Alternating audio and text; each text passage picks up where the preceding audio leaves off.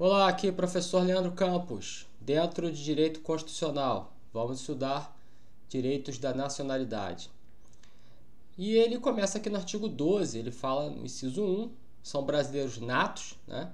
E no inciso 2, os brasileiros naturalizados. Então, cada um a seu tempo. Então, quem é considerado brasileiro nato, né? Não só aquele que nasceu aqui, tá? Aquele que nasceu aqui no Brasil, né? Tem lá a linha a gente vai falar, mas ele pode até nascer em outro país e ainda assim ser considerado brasileiro nato, desde que ele reúne essas condições aqui que a gente vai ver, tá? E depois naturalizado é outra história. Então, brasileiro nato, né? Na linha A, os nascidos na República Federativa do Brasil, ainda que de pais estrangeiros, desde que estes não estejam a serviço de seu país. Vamos analisar isso aqui. Os nascidos na República Federativa do Brasil, no território brasileiro, ainda que de pais estrangeiros, pode ser só o pai ou pode ser só a mãe. Vamos supor, um casal de italianos tem um filho no Brasil, via de regra, essa criança será brasileira. Ela será italiana? Aí você tem que ver a regra da Itália, né? A gente não estuda aqui o direito italiano, a gente estava estudando o direito brasileiro. Agora, desde que estes, no plural, não estejam a serviço de seu país. Vamos voltar ao casal de italianos. Um casal de italianos estão passeando, fazendo turismo no Brasil. Nasce um filho aqui. Nasce um filho deles aqui. Eles não estão a serviço da Itália, eles estão turistando. Então essa criança é brasileira nata, tá? Agora, se esse casal de italianos mora no Brasil, mas trabalham, por exemplo, na embaixada italiana em São Paulo, por exemplo, né? Ou no Rio, ou em Brasília, eles estão a serviço de seu país, eles estão a serviço da Itália. Nasceu o filho deles aqui no Brasil, o filho deles não será brasileiro. Então, os nascidos na República, ainda que de pais estrangeiros, mas desde que esses pais não estejam a serviço de seu país. Porque se eles estiverem a serviço de seu país, a criança não é brasileira. Agora, tem mais um detalhe aqui para a gente pegar. Desde que estes, no plural, ou seja, tem que ser os dois, o pai e a mãe. Volta o casal de italiano. O pai e a mãe trabalham na embaixada. Ambos estão a serviço da Itália. O filho nasceu aqui, não é brasileiro. Agora, se só o pai ou só a mãe está a serviço de seu país, aí cai essa regra, a criança é brasileira. Porque a linha A é bem clara, desde que estes, ou seja, para que a criança não seja nascida no território brasileiro, não seja considerada brasileira, os dois têm que estar a serviço de seu país. Os dois. Se só um tiver a serviço do seu país, não tem problema, a criança é brasileira. A tendência é priorizar a nacionalidade brasileira. Então eles dificultam mais. Então, assim, os dois têm que estar a serviço do seu país para a criança nascer aqui e não ser brasileira. E tem um segundo ponto aí também que eu falei, né? São dois. O segundo ponto é de seu país. Vamos voltar. Um casal de italianos trabalham na embaixada da França. O filho nasce aqui. O filho é brasileiro. Os dois estão trabalhando na embaixada, mas não é da embaixada do país deles, não é da embaixada italiana, é da embaixada francesa. Ainda tem isso. Tem muita questão de prova com relação a isso. Tem que prestar muita atenção nesses detalhes. Nascido no Brasil, via de regra brasileiro, ainda que os pais sejam estrangeiros. Excepcionalmente, se ambos os pais, né, o pai e a mãe, se ambos estiverem a serviço de seu país. Porque se só um tiver a serviço do seu país, o filho é brasileiro. Ou se eles não estão a serviço do seu país, mas de um outro país, o filho é brasileiro também. Então, são esses requisitos aqui, você tem que prestar atenção, lê com calma, volta a história aqui, volta a aula e presta atenção de novo. Tá? No B fala, os nascidos no estrangeiro, brasileiro nato, de pai brasileiro ou mãe brasileira, desde que qualquer deles, aí está bem claro, esteja a serviço da República Federativa do Brasil. Então, o pai é brasileiro ou a mãe é brasileira e nasceram na Itália. Nasceu na Itália o filho, né? O pai é brasileiro, a mãe é italiana. Mas o pai trabalha na embaixada brasileira. Se o pai trabalha na embaixada brasileira, o pai está a serviço da República Federativa do Brasil. E, portanto, essa criança, mesmo que nascida no estrangeiro, ela será brasileira nata. Precisa aqui nesse caso de que os dois estejam a serviço do país? Não. Qualquer deles, ou só o pai ou só a mãe. Eu dei o exemplo do pai brasileiro, a mãe italiana, pode ser o contrário. O pai italiano e a mãe brasileira. Mas a mãe trabalha, está a serviço do Brasil. A criança é brasileira nata. Mas se a mãe não estiver a serviço do Brasil, a mãe é brasileira, mas não está a serviço do Brasil, aí você vai cair na linha C, daqui a pouco. Então, pega a visão, né, como dizem aí, da linha B. Né? Mesmo que nascido no estrangeiro, seja de pai ou de mãe brasileira, mas que qualquer um deles esteja a serviço do Brasil. Beleza. Aí tem a linha C. Os nascidos no estrangeiro, de pai brasileiro ou de mãe brasileira, mesmo comecinho ali da linha B, agora aí vem a diferença.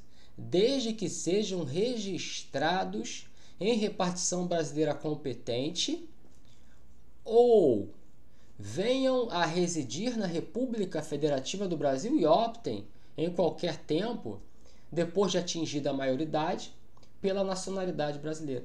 Então aqui, ó, nasceu no estrangeiro, pai ou mãe brasileira, mesma situação. Só que eles não estão a serviço do Brasil, estão por qualquer motivo lá tentando a vida lá fora, ou estão passeando, não sei. Eles não estão a serviço do Brasil, nenhum dos dois. Aí você tem duas opções. A primeira, registra a criança no consulado, numa repartição brasileira competente. Ah, meu filho nasceu, eu sou brasileiro, casei com uma americana, meu filho nasceu aqui nos Estados Unidos. Ah, o filho é americano? Provavelmente sim, mas a gente não está estudando direito americano, a gente está estudando direito brasileiro. A questão é, o filho é brasileiro? O pai é brasileiro, a mãe é americana, o filho nasceu nos Estados Unidos. Esse filho, o pai não está a serviço do Brasil, então sai da linha B. Vamos na linha C. Registra a criança no consulado brasileiro, que tem lá no registro lá, é uma repartição brasileira competente lá nos Estados Unidos ou em qualquer outro país que tenha. Registrou, é brasileiro nato. Porque o pai é brasileiro, registrado na repartição brasileira competente, é brasileiro nato. Ou então, isso não acontece, passa o tempo, e essa criança já adulta, né, com mais de 18 anos, decide, ela vem, né, para o Brasil, ela vem morar no Brasil, e ela pode optar pela nacionalidade brasileira, e aí então ela é brasileira nata. Esse é um caso muito específico que é muito cobrado em prova. A criança nasceu no exterior. O pai ou a mãe são brasileiros, mas não estão a serviço do país, do Brasil. E também não registrou a criança no consulado. Essa criança veio para o Brasil. Ela veio para o Brasil.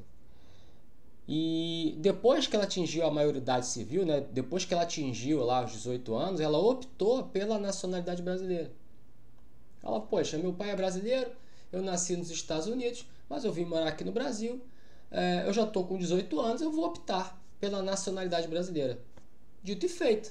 Essa opção por essa nacionalidade brasileira, ele é brasileiro nato. Cuidado, ele não é naturalizado. É isso que bota em prova.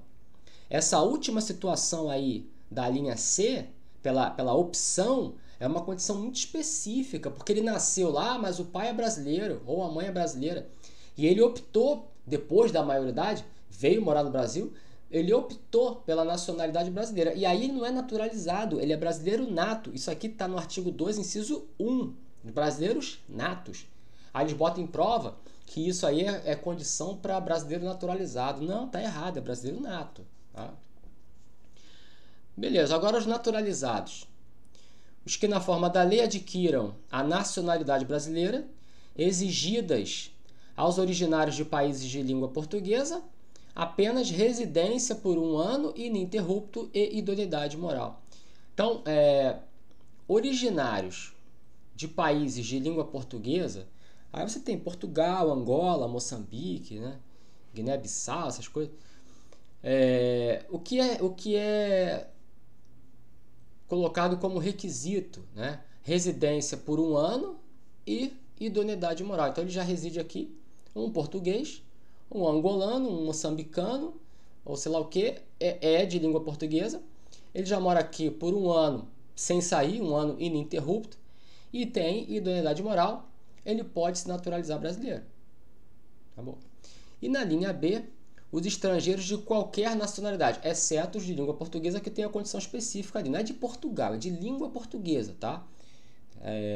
Os estrangeiros de qualquer nacionalidade, aí tira esse e põe o resto todo, residentes na República Federativa do Brasil há mais de 15 anos. Também ininterruptos e sem condenação penal, desde que requeiram. Então, para estrangeiros, né, originários de outros países que não países de língua portuguesa, por exemplo, americano, argentino diferente um pouco, argentino, espanhol, inglês, chinês, japonês, africano, sul-africano, né? Ele vem, mora no Brasil há 15 anos, está aqui há 15 anos, não tem nenhuma condenação penal, então eles vão requerer, e lógico, não é automático, né? Mas eles vão requerer a nacionalidade brasileira nesse sentido. Esses são os requisitos, sem condenação penal. No parágrafo 1º, ele coloca aqui é para o português, tá? Aqui na linha A são países de língua portuguesa, que tem Portugal e tem outros também. No parágrafo 1º, aí é específico para português, os portugueses. Com residência permanente no país, se houver reciprocidade em favor de brasileiros, serão atribuídos os direitos inerentes ao brasileiro, salvo os casos previstos nesta Constituição. Aqui é o chamado português equiparado, né? Esse português equiparado, ele tem que fazer um requerimento de equiparação. E ele passa a ter os mesmos direitos de um brasileiro naturalizado sem ser brasileiro. Ou seja, esse português ele entra no inciso 2, a linha A, ele vai requerer a nacionalidade brasileira, se torna um brasileiro naturalizado, ou ele entra aqui no parágrafo 1º e pede uma simples equiparação. Ou seja, ele passa a ter os direitos, os mesmos direitos de um brasileiro naturalizado, mesmo não deixando de ser português, mesmo não sendo um brasileiro naturalizado, mesmo sendo um português, né? Então é o chamado português por equiparação, ou o chamado quase nacional, também é chamado de quase nacional.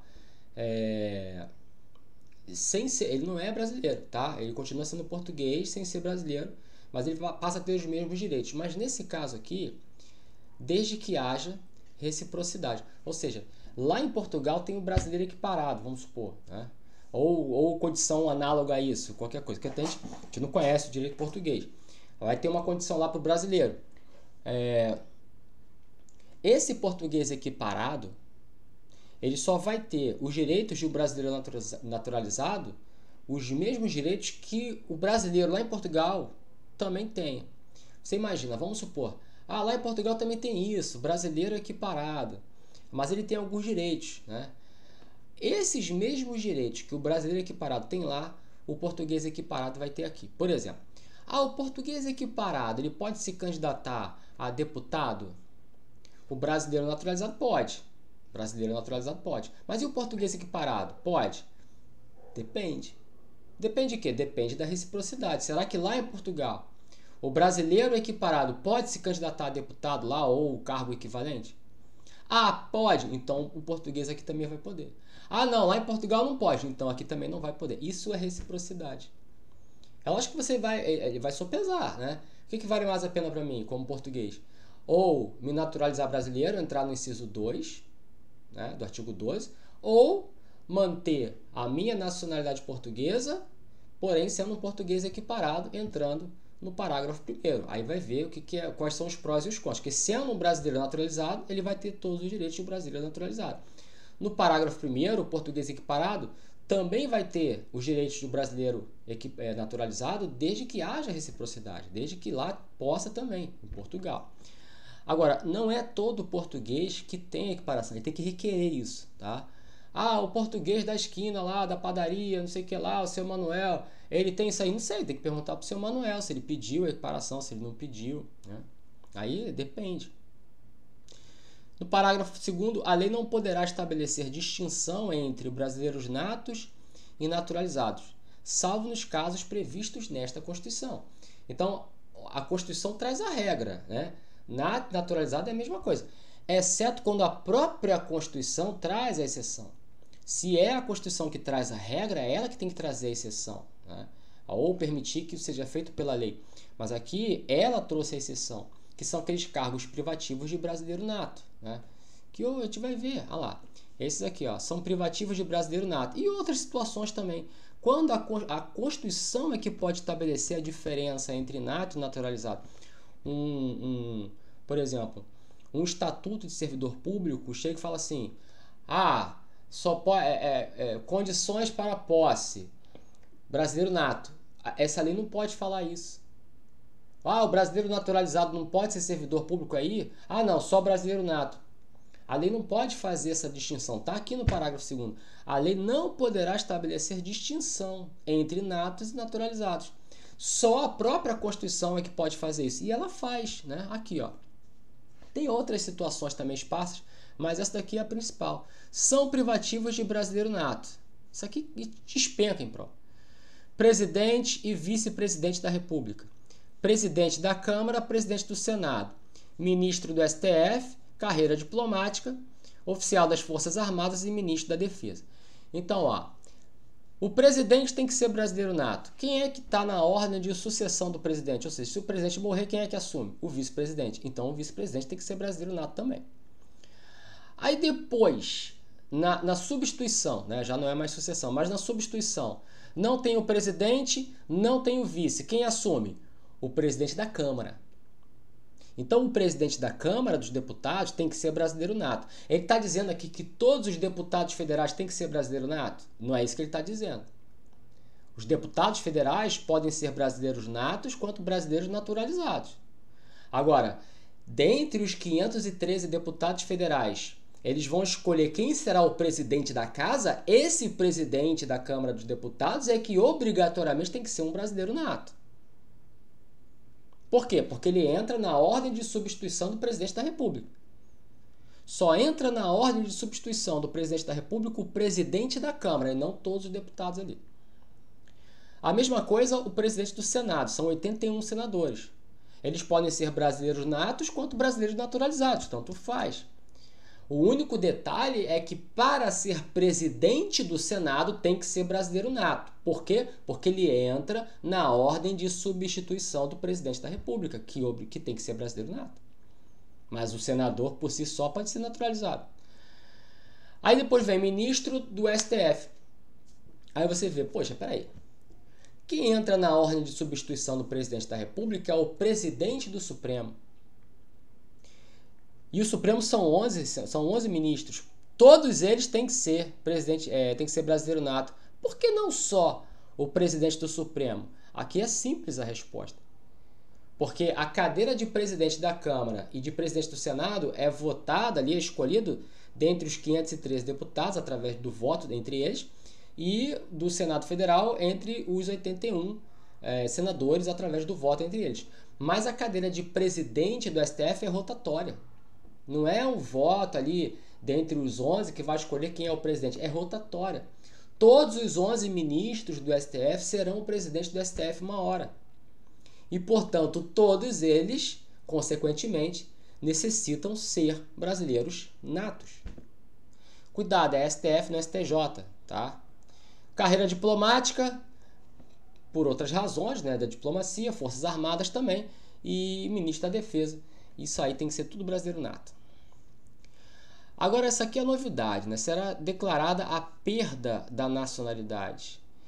No inciso 1 fala, tiver cancelada a sua naturalização por sentença judicial, em virtude de uma fraude relacionada ao processo de naturalização ou atentado contra a ordem constitucional e o Estado democrático. Então, o inciso 1 aqui fala de brasileiro naturalizado. Brasileiro naturalizado que perde a nacionalidade brasileira. Na primeira situação, porque houve uma fraude no processo de naturalização dele. Fraudou documentos, mentiu, falsificou, não sei. Aí é brasileiro naturalizado, tem um processo de naturalização. Mas se você anula esse processo de naturalização porque houve fraude, ele deixa de ser brasileiro naturalizado, não perde a nacionalidade, né? Ou Ele é um brasileiro naturalizado, mas atenta contra a ordem constitucional e contra o Estado democrático e lei infraconstitucional que vai definir que atentados são esses, né? Contra a ordem constitucional e contra o Estado democrático, a lei infraconstitucional que vai definir o que é isso aí. Mas tá lá, né? Pela Constituição, perde a nacionalidade brasileira, o naturalizado. Agora, o inciso 2 serve para o brasileiro nato ou para o brasileiro naturalizado. Tá? Fizeram pedido expresso de perda, perante a autoridade brasileira competente, ressalvadas situações que acarretem a patridia. As alíneas A e B foram revogadas, que isso aqui é uma emenda constitucional mais recente. Então, eu sou brasileiro nato, eu faço um pedido expresso de perda da nacionalidade. Isso aqui é novo. Eu não quero mais ser brasileiro, eu expressamente peço. Provavelmente vai ser acatado. Qual é a situação em que esse pedido expresso não será acatado? Em situações que acarretem apatridia. Se eu só sou brasileiro. Se eu faço um pedido expresso de perda da nacionalidade brasileira, eu vou ficar sem nenhuma nacionalidade. Eu vou virar um apátrida. Nesse caso, esse meu pedido será negado. Então, ressalvadas situações que acarretem apatridia. Ah, não, eu tenho dupla nacionalidade. Meu pai é português. Eu nasci do Brasil, sou brasileiro, mas como português, meu pai é português, eu nasci aqui, então eu sou português também. Eu sou brasileiro e português. Tem muita gente no Brasil que tem essa situação, né? É brasileiro e italiano, é brasileiro e português, é brasileiro. Tem muito brasileiro italiano e brasileiro e português. Muito, muito. Ah, não, eu sou português também, que meu pai é português. Eu faço um pedido expresso de perda da nacionalidade brasileira. Aí eles vão analisar. Ele vai restar com ele alguma nacionalidade? Vai português, porque ele é português também. Aí tudo bem, aí o Brasil aceita. Né? Agora, se não restar nenhuma nacionalidade para ele virar uma apátrida, aí o Brasil não aceita. O Brasil assina tratados, né, internacionais de direitos humanos para evitar essa situação de apatridia. Né? Então tá aí a colaboração do Brasil. No parágrafo 5º, a renúncia da nacionalidade nos termos do inciso 2, esse aqui que a gente acabou de falar, né? Não impede o interessado de readquirir sua nacionalidade brasileira originária. Então, se eu faço um pedido expresso de perda da nacionalidade por A mais B, é concedida essa perda? A qualquer momento eu posso pedir de volta e eu volto a ser o que eu era antes. Brasileiro nato. Que loucura, né? Isso é novo. Eu vou fazer um pedido expresso de perda da nacionalidade, né, brasileira. Tá bom. Você vai continuar com alguma outra nacionalidade? Vou sim, porque eu me naturalizei americano. Então tá bom, você continua aí, fica só americano, então, o problema é teu. Passa lá não sei quantos anos, ele, poxa, me arrependi. Eu quero voltar a ter a nacionalidade brasileira. Ah, né? Agora eu não vou te dar não. Dá sim. Tá aí, parágrafo 5º. Não impede o interessado de readquirir sua nacionalidade brasileira originária, que é o brasileiro nato. Nacionalidade originária é o nato, secundária é a naturalizada. E aí tem lei que vai estabelecer isso tudo e coisa e tal. Bem legal, hein? Bacana. Isso aqui cai bem menos, né? Mas a língua portuguesa é o idioma oficial da República Federal. Não sei se você já percebeu isso, né? Mas a língua portuguesa é o idioma oficial. São símbolos da República: a bandeira, o hino, as armas e o selo nacional, né? E os estados, o DF, os municípios terão símbolos próprios, né? Você já viu, por exemplo, processo no Tribunal de Justiça do Estado do Rio de Janeiro. Aí tem um brasão do Estado do Rio de Janeiro, né? Lá da Bahia tem um brasão da Bahia, do Paraná tem um brasão do Paraná. Os municípios, né, têm suas bandeiras, têm seus brasões. Todo município tem um brasão, tem uma bandeira. É bem interessante, bem legal, eu gosto disso aí. Os estados também têm os símbolos próprios. Tem hino, né? Tem hino do Estado do Rio de Janeiro, hino do município de Nova Iguaçu, hino do estado do Tocantins, tem hino do Flamengo, hino do Vasco, hino do Corinthians, tem um monte de hino aí, tem município também que tem hino, até a escola tem hino. Então tá lá. Acabou, né? Ficamos por aqui, um abraço.